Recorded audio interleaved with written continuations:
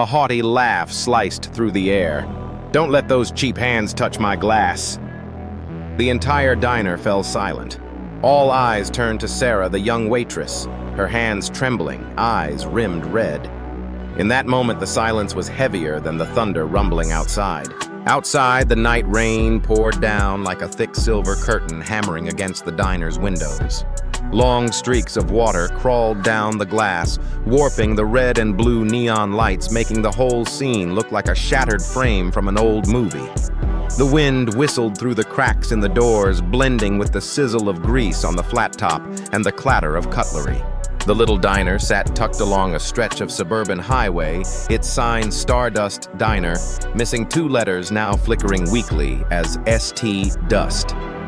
The air was thick with the smell of burnt oil, stale coffee, and fried onions clinging to everything.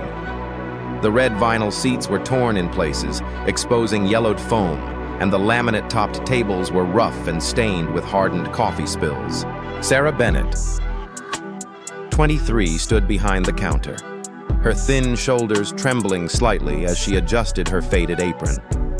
A small burn from yesterday's grease pop still glowed red on her hand. But Sarah didn't have time to think about pain, not with her mom's medication overdue electric bills, and a mountain of debts constantly weighing on her mind even as she forced a withered smile for the customers. In the corner of the diner, an elderly couple sat in silence, occasionally picking at their slices of apple pie. A group of long-haul truckers murmured quietly among themselves, their faces drawn with exhaustion from the road. The place was slipping into the late shift lull that hour, when weariness seeps into every corner. Sarah wiped down a ceramic mug with an old cloth, her eyes half-lidded from sheer fatigue, but her mind clung to wakefulness with stubborn resolve. The doorbell jingled. Ding-a-ling. A cold gust swept in with the tall figure that stepped through the door. He wore a sleek black suit, a crisp white shirt without a single wrinkle. His hair was slicked back glossy with product, and his polished Italian leather shoes caught the faint diner lights like mirrors. His arrival shifted the rhythm of the room. Conversations slowed. A few patrons glanced up, recognizing the face they'd seen in finance magazines. Ethan Pierce, the only son of one of the city's most powerful billionaires. He needed no introduction, his presence spoke for itself. With deliberate, unhurried steps, he made his way to the center table, the most visible spot, and dropped into the booth, one leg casually slung over the bench like it was his private domain. Sarah swallowed hard. She knew that face. The man who once appeared on the hospital room TV while her mother dozed, the confident smile, the cold blue eyes, the headlines praising his investment genius and lavish lifestyle. And now here he was, sitting in this rundown diner, looking every bit like a man from the mountaintop come to observe the valley below. Ethan snapped his fingers. Snap! The sound cracked through the diner, dripping with arrogance. "Waitress!" His voice rang out low and sharp, a command more than a call. Sarah took a breath, set the mug down, and walked over, a forced smile painted across her face. "Good evening, sir. What can I get you?" Ethan's eyes swept over her from head to toe, unapologetically condescending. He leaned back in the booth, arms crossed, his tone flat. "Coffee, black, and make it quick." No please, no kindness in his gaze, just a command. Sarah gave a small nod and turned back toward the counter.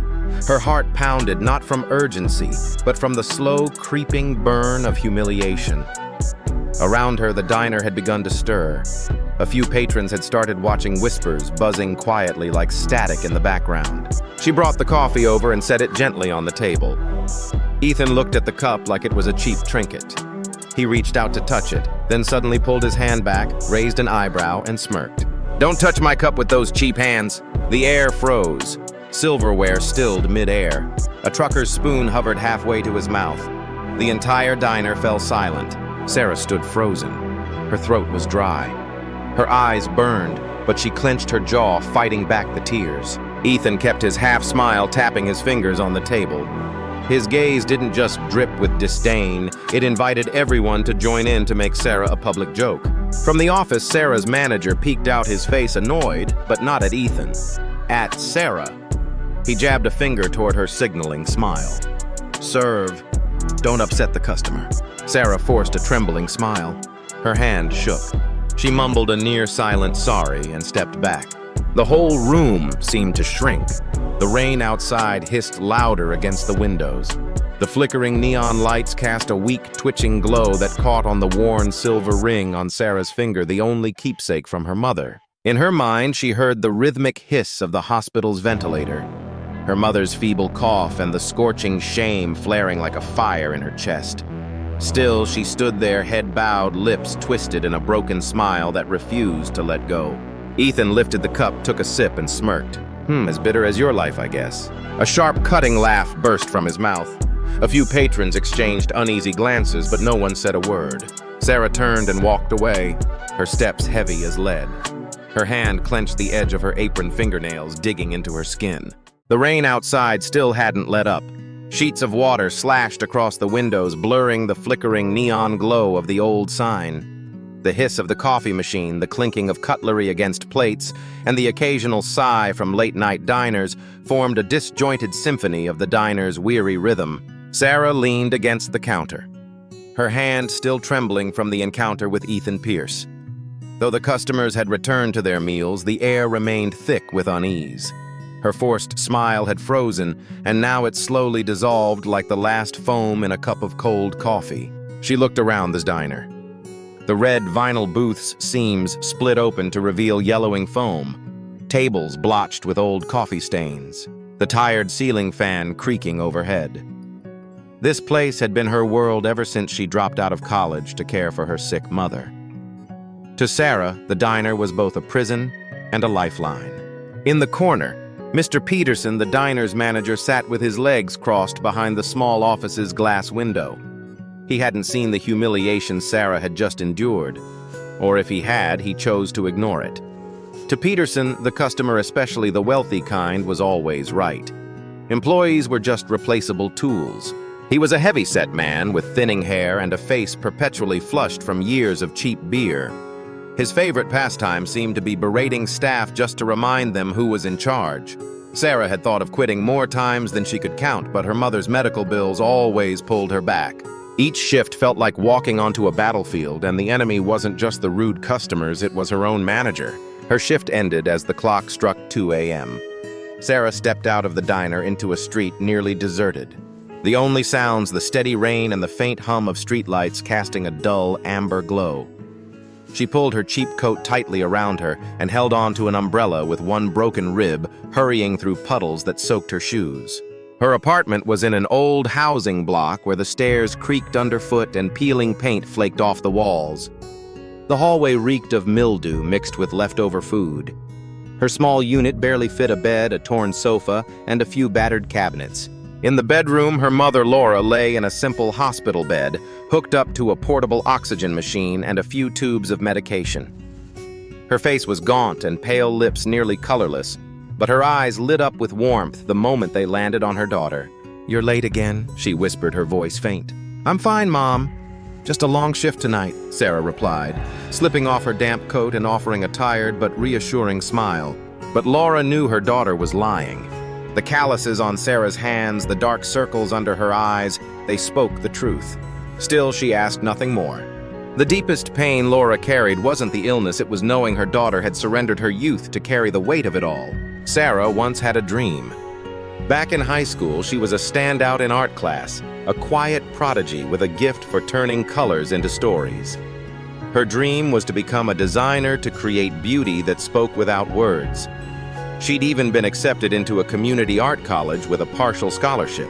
But at 19, everything changed. Her mother was diagnosed with heart disease and chronic kidney failure. The avalanche of prescriptions, dialysis sessions, and unexpected hospital stays drained what little the family had. Sarah dropped out and took a full-time job at the diner to cover the mounting medical bills. Every time she looked at her hands stained with old coffee and smelling of grease, she remembered what they used to do. Hold brushes, mix paints, give life to bright, hopeful scenes. Now that dream lived only in a dusty box under her bed, a handful of old sketchbooks filled with. Every night, Sarah encountered dozens of lives in passing. The long-haul trucker who could barely stay awake over a mug of thick black coffee. The elderly woman who came for soup each evening because no one waited for her at home. The young couple arguing over rent, their love fraying at the seams. The diner wasn't just a place to eat. It was a stage for quiet tragedies. And Sarah, in the role of the waitress, was the silent witness to them all. She watched, listened, and felt, yet rarely did anyone truly see her. To them, she was just a shadow that drifted by to refill a glass or wipe a table. Some nights, when all the customers were gone, Sarah stood alone in the diner, wiping the same clean table over and over. The silence at that hour was heavy, so heavy, it made her feel like she was vanishing from the world.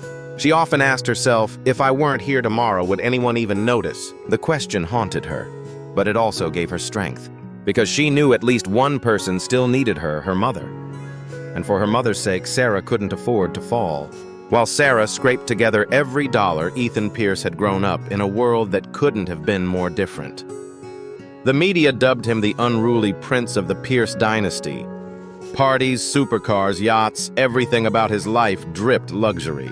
Sarah had once seen his photo in a glossy magazine while delivering lunch to her mother at the hospital. Ethan in a tuxedo, arm in arm with a supermodel at some gala. That same proud, arrogant gaze was now sitting in the middle of her run-down diner. The contrast was staggering. One stood in the depths, the other on a mountaintop. After Ethan left, Sarah remained frozen in place. 3 crisp $100 bills lay on the table, glowing under the flickering neon light as if mocking her. She didn't touch them. Mr. Peterson, on the other hand, didn't hesitate. He rushed over, scooped them up, and stuffed them into the register like a personal prize. Then he snapped, "You should be grateful. Man gives you money and you still got an attitude." Sarah bit her lips so hard it bled, but she swallowed everything. Because losing this job didn't just mean losing income, it meant losing her mother's only chance. Back home, Sarah hurried to make a small pot of soup. The old gas stove buzzed weakly, its flame barely holding on. Her mother managed a few spoonfuls before lying back down, drained. Sarah sat beside her, holding her hand, thin, cold fingers that twisted something deep inside her. "Are you okay?" Sarah, her mother asked softly. "I'm okay. Tomorrow will be better." It was the same answer she always gave, like a lullaby full of quiet sorrow. She said it for her mother, but really it was a lullaby meant to soothe herself. Before bed, Sarah reached into her coat pocket and took out a small silver ring, the only keepsake her mother had ever given her. She turned it slowly under the soft yellow light. It was the one thing that reminded her their family's past hadn't always been wrapped in darkness. She pressed a gentle kiss to the ring and whispered, "I promise I won't give up."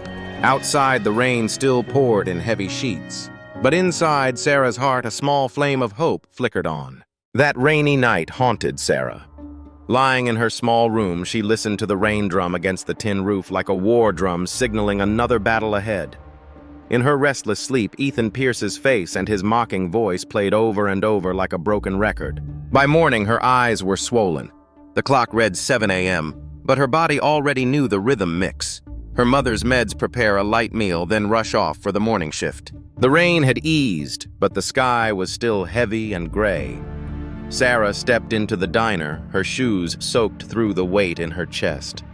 No lighter than the clouds. Bennett Peterson's voice cut across the diner the moment Sarah hung up her coat. "Get over to table 5 and try not to scare off the customers like you did last night. That man was a VIP Pierce's son.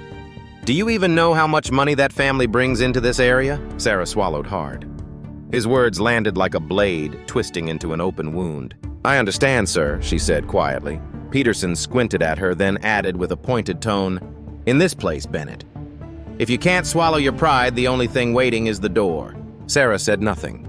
Her hand clenched the rag so tightly her knuckles turned white. In the late morning, a group of office workers came in.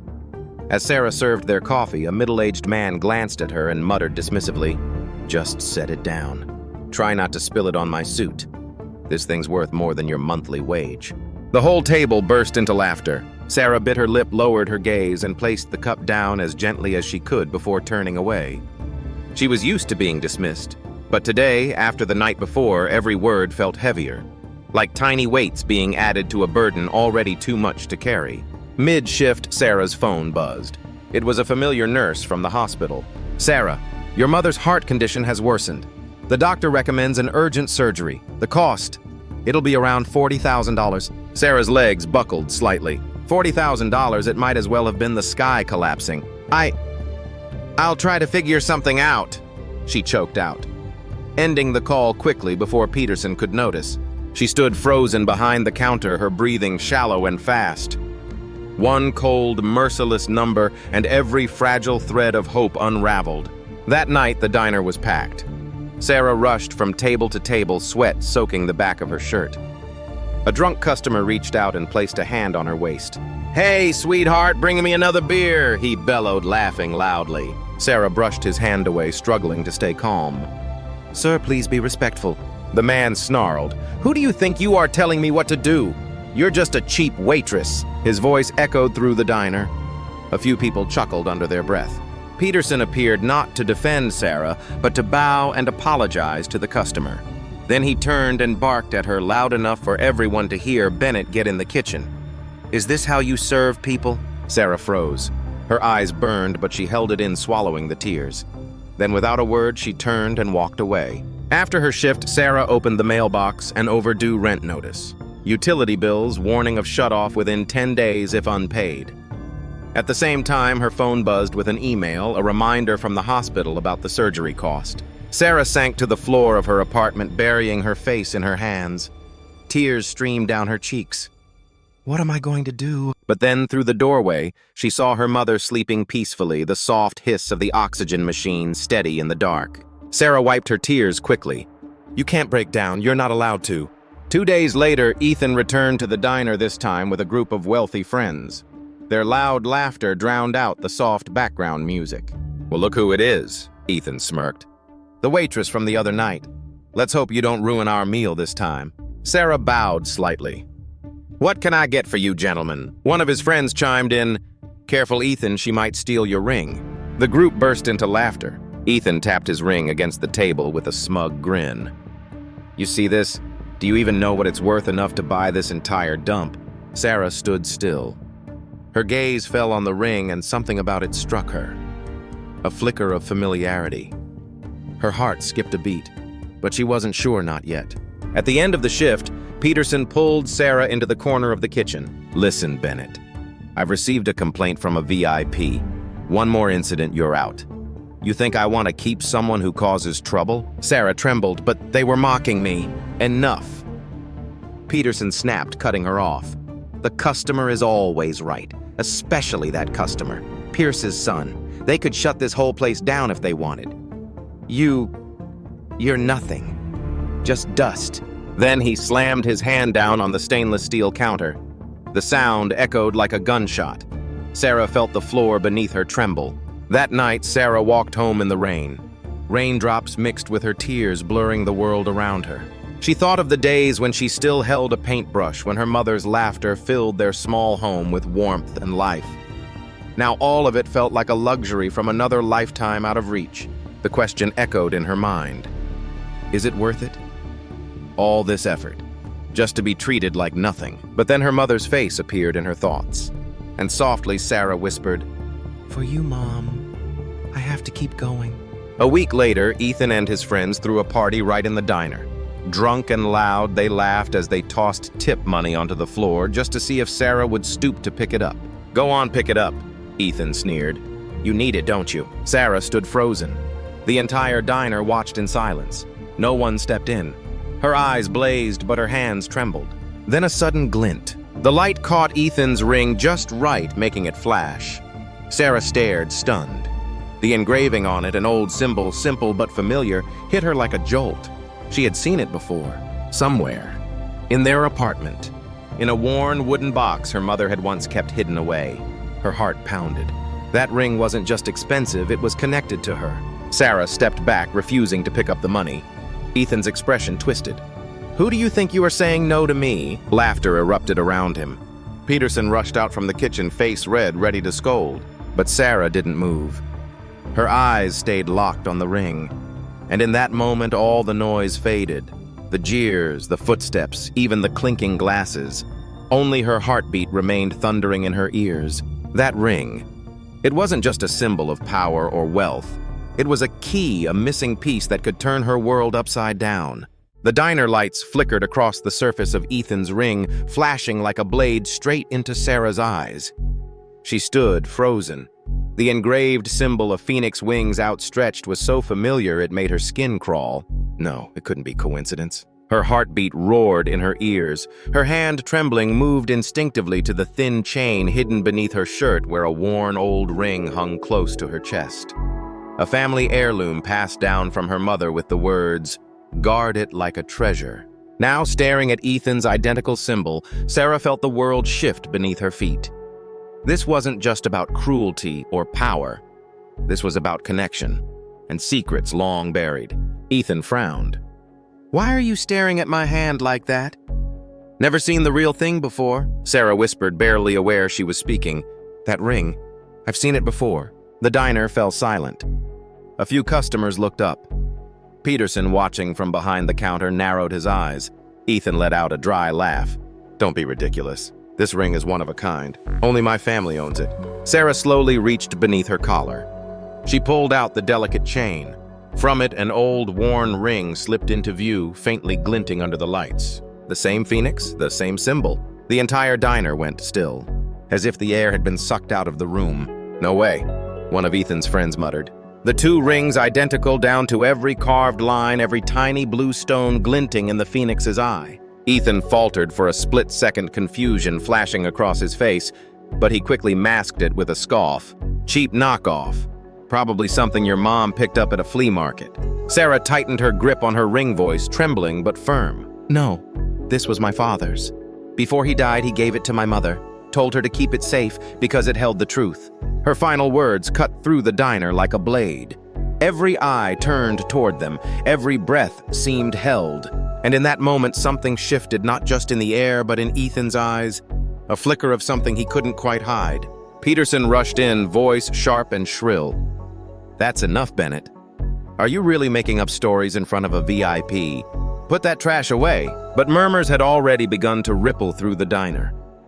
A few customers pulled out their phones, snapping photos of the two identical rings. Sarah's eyes lit with something new, not just defiance, but clarity. This was her moment. If she backed down now, everything would vanish like smoke. She stood taller, voice rising just enough to carry, "This isn't a story. It's proof. Proof that there's something Ethan Pierce and his family never wanted known." Ethan slammed his hand on the table, voice low and taut. "What exactly are you implying that your family has something to do with mine? Don't kid yourself, Sid." Sarah met his glare, her eyes blazing. "I'm not kidding. I want answers. Why do two identical rings exist?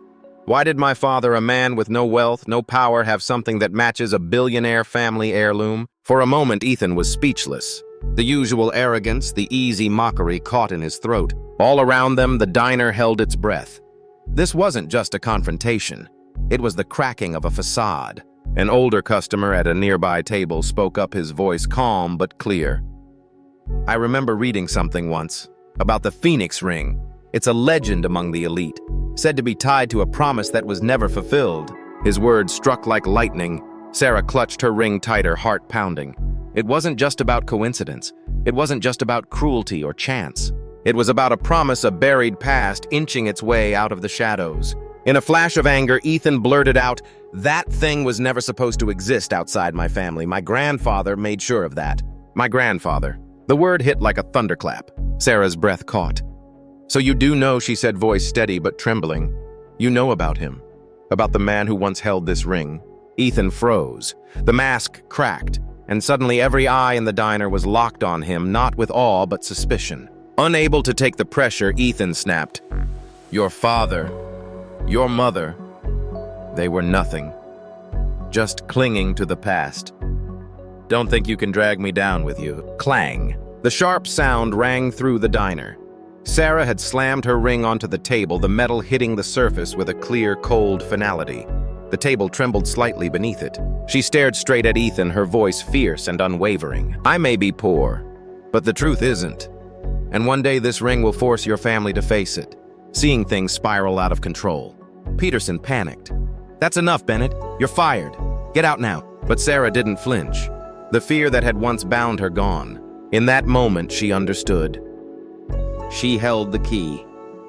Not just to some family secret, but to a truth buried for decades. A truth powerful enough to shake everything. The diner was silent, save for the steady patter of rain against the windows. Ethan stood frozen.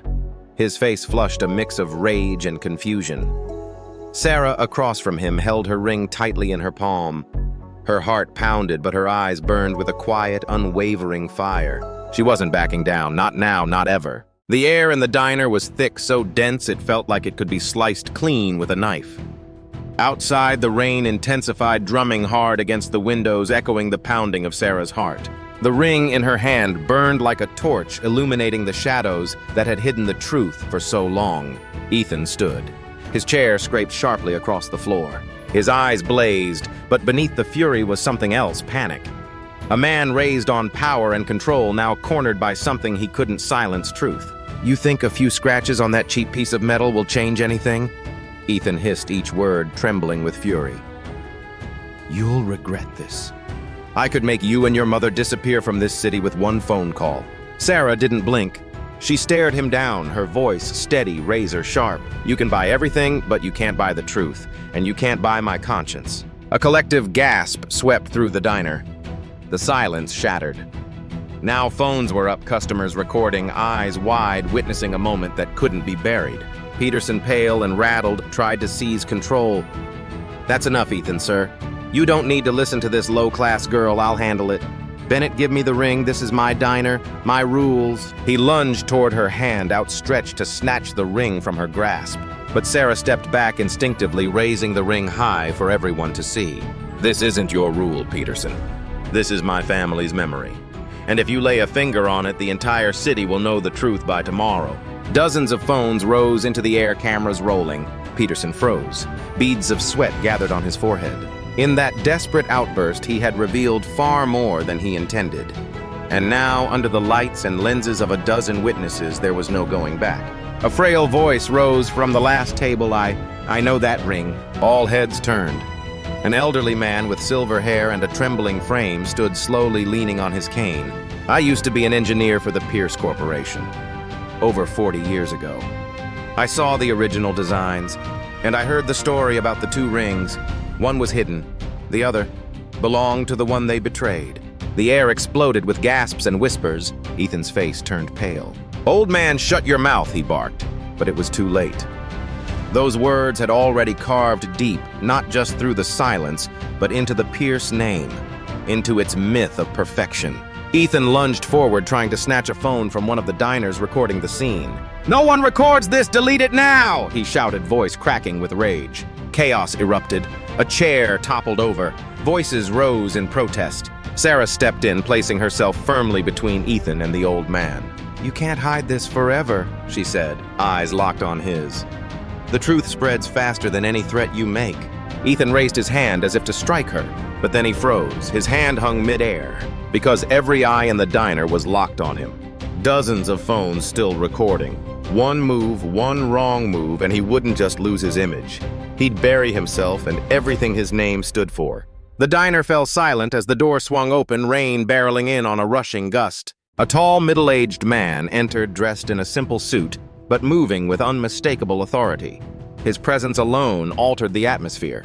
This was Donovan Pierce, the city's renowned billionaire and Ethan's father. The room held its breath. Ethan stammered, "Father, what brings you here?" Donovan cast a measured glance at his son, then turned his gaze to Sarah. His eyes paused on the ring she held. The phoenix symbol gleamed faintly, and beneath that his gaze flickered, recognizing something buried deep. The moment hung suspended. The rain beating against the glass, the soft hum of phones still rolling, the unspoken tension crackling like electricity. Sarah, heart pounding, still clutched the ring, her key to the truth. Ethan, powerless to interrupt, watched his father study the ring closely. His eyes reflecting that same deep green embedded in the phoenix's eye. In that stillness, the truth was no longer hidden. Donovan stepped closer, slow, deliberate. His hand reached out, and with surprising gentleness, he took Sarah's ring. His fingers trembled slightly as he held it up to the light. "This is it," he murmured. "The lost ring. I thought it was gone forever." A wave of murmurs rippled through the diner. Sarah's voice was barely a whisper.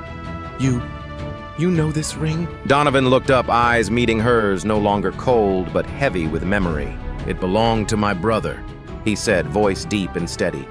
"The man my family owes everything and gave nothing. He was stripped of his legacy. left only with this ring and the promise it carried. Gasps spread across the room. Ethan stood frozen pale and speechless. The air snapped. The truth long buried had finally clawed its way to the surface. Sarah's father was the lost Pierce. And this ring wasn't just a symbol, it was a reckoning. Sarah stepped forward, voice steady and deliberate. So, my family never lied. My father kept his promise. And what Ethan just called me low class only proves how blind and arrogant he's become. Donovan's gaze shifted sharply to his son. His voice dropped not loud but firm, each word a blow. Ethan, I've warned you more times than I can count. Wealth doesn't give you the right to crush others. And now in front of all these people you've revealed exactly who you are. He turned to face the diner, eyes sweeping over the stunned crowd, then back to Sarah. I, Donovan Pierce, owe this young woman an apology. And I acknowledge that this ring is without question part of my family's true legacy. A collective gasp swept through the room. Phones were still rolling. But what mattered now wasn't just what was said, it was who said it. And it had come from the top. Ethan screamed, voice cracking with desperation. Father, you can't take her side. I'm the heir. Donovan's tone turned to ice. No. You've just stripped yourself of that title. As of today, you no longer represent the Pierce family. From now on, you'll live as an ordinary man if you can still remember what dignity means. A thunderous round of applause erupted throughout the diner. Ethan's face drained of color. His lips trembled, eyes wide with disbelief, and then he turned, shaken, silent. He stumbled out of the diner, disappearing into the rain, leaving behind nothing but the weight of his disgrace. A silence followed, but it was not empty. It was filled with something new, justice. Sarah stood still. Tears streamed down her cheeks, but not from pain. This was release, redemption. She had defended her father's honor. She had proved that truth, even buried for decades, could rise again. All it needed was one fragile spark. Donovan stepped closer, placing a hand gently on her shoulder. His eyes, for once, carried no power games, only sincerity. Your father was a man I owe a debt to. And from this day forward, I promise your family will never be overlooked again. Outside, the rain had begun to fade, leaving shimmering puddles that mirrored the flickering neon lights. Inside the diner, no one touched their burgers. No one sipped their cold coffee. All eyes were on one thing, one person. Sarah, standing tall, eyes shining, chest rising with the breath of long-awaited justice. And behind her, fadings into the stormy night, was Ethan Pierce, swallowed by the very shadows his arrogance once ruled. The silence was no longer heavy. It was reverent. For in that humble, grease-scented diner, a legacy had been reclaimed. The rain had stopped completely, leaving behind the earthy scent of damp soil that crept into the diner. Sarah remained still, standing in the center of it all, under the glow of a flickering light, surrounded by the wide eyes of dozens of strangers. Her heart was still pounding, but not from fear. This time it beat with the strange, weightless rush of liberation. Ethan was gone. Peterson stood with his head bowed, silenced, ashamed. No one, not wealth, not power, not fear, could take away the truth she had just defended with everything she had. And now it belonged to everyone. Donovan Pierce sat down in the worn booth his son had just vacated, the cracked vinyl creaking under his weight. But the man who now sat before them seemed different. The sharp edges softened his voice, steady, sincere. Sarah. He began slowly. Your father once held a part of our family's history, a part we tried to bury. He protected it with his honor. And today you reignited that flame. Sarah gripped the ring tightly. Tears, hot heavy, spilled freely down her cheeks. My father. All he ever wanted was for us to live with integrity. I never thought this day would come, that the truth would be seen. Donovan nodded solemnly. From this moment on, you and your mother will no longer have to fight alone. I'll make sure the hospital has everything she needs. And if you're willing, there's a place for you at the Pierce Foundation. You have what we've been missing for years, honesty and heart. Applause erupted from the tables. A gruff truck driver raised his mug and called out, voice full of admiration. Young lady, you reminded us tonight that justice still means something. Don't ever bow your head to arrogance again, you hear? Sarah laughed through tears, through the weight of years, and for the first time in so long, it wasn't forced. It was bright. It was real. It was free. Behind the counter, Peterson's face had gone ghostly pale. He stammered, "Sarah, I didn't mean..." She looked him square in the eye, her voice calm, unwavering. "You don't need to say anything. I'm no longer the waitress you could push around." Peterson lowered his head in shame. The diner exploded with cheers, whistles, and applause, not just for Sarah, but for the moment she rose and never looked back. That night, Sarah returned to the small apartment where her mother lay resting. Laura was still frail, her breaths shallow, but the moment she saw the light in Sarah's eyes, she knew something had changed. Sarah knelt by the bedside, gently placing the ring into her mother's hand. "I kept Dad's promise," she whispered. "I protected the truth." Tears welled up in Laura's eyes. Her hand trembled as she grasped Sarah's. "Your father," she murmured, voice cracking. "He must be smiling somewhere right now. My daughter has finally lifted her head high." A week later, the hospital called with news that brought Sarah to tears. Her mother would receive full specialized care entirely funded by the Pierce Foundation. That same day, Sarah opened her mailbox to find a letter. A single handwritten note from Donovan Pierce. It read, "It is not wealth but integrity that determines where we truly belong." Enclosed was a formal invitation not to a gala, but to join a new initiative within the foundation. A project aimed at supporting families lost in the shadows of poverty and injustice, led by someone who had once walked that very path. Sarah held the letter tightly, took a deep breath. For the first time in years, the future didn't feel like a wait. It felt like a door wide open, bathed in light. One quiet evening, Sarah returned to the old diner, not in an apron, not with tired feet or trembling hands. This time, she sat at the table by the window, a warm cup of coffee in hand. She watched the young waiters and waitresses rushing between tables. In their weary eyes, she saw a reflection of who she once was. Before leaving, she placed a generous tip beneath her empty cup, along with a handwritten note. "I see your effort. Never let anyone make you feel small." She stepped out into the night. The rain had long passed and the sky was clear. Above her, the stars sparkled as if bending low to bear witness to a story that had come full circle. The story of Sarah Bennett reminds us, true strength doesn't lie in wealth or status. It lies in the courage to stand tall even when the world tries to force you to bow. A ring may be gold, it may hold a precious gem, but its real worth lies in the promise it carries. The promise that justice, truth, and compassion will always have a place. And as long as there are people like Sarah, that promise will never be broken. If this story moved you, drop a comment below. What do you think is more powerful, money power or the truth? Share this video so more people are reminded arrogance might bury the truth for a while, but never forever. And don't forget to hit subscribe and tap the bell icon to stay with us for more heartfelt human stories that inspire and uplift.